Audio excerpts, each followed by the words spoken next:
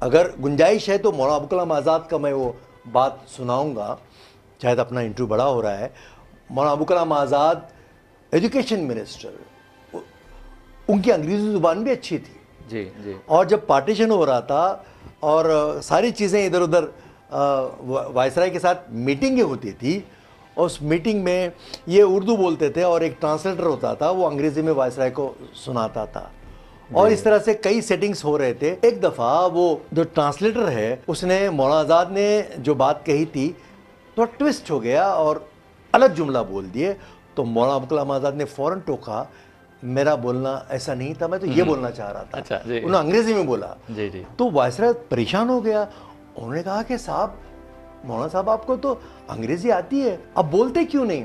انہوں نے ایک سمپل سا بہت تاریخی جواب دیا کہ بھئی 5,000 کلومیٹر دور سے آپ آ کر اپنی زبان چھوڑنے کو تیار نہیں ہے، اور میں اپنے گھر میں اپنی زبان نہ بولوں. آپ کام کے ہیں، ایک بات یاد رکھیے، ایک جملہ کافی ہے.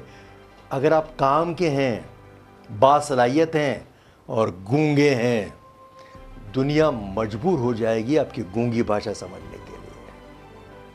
جی. زبانیں کمیونیکیشن اسکل ضروری ہے. انگریزی کی اہمیت ہے، تیلگو کی اہمیت ہے، کنڑا کی اہمیت ہے، لیکن یہ بچپن سے ہی یہ زبانیں سیکھنی چاہیے، انوائرمنٹ دینا چاہیے. تو زبان کے بغیر شخصیت ادھوری ہے. اور ایک کلچر ہے، ایک تہذیب ہے، وہ کہاں سے آئی ہے؟ زبانوں سے آئی ہے صاحب. تو اپنی زبان کی حفاظت کیجیے. احساس کمتری میں میں پورا انڈیا گھومتا ہوں، اپنی زبان میں بات کرتا ہوں.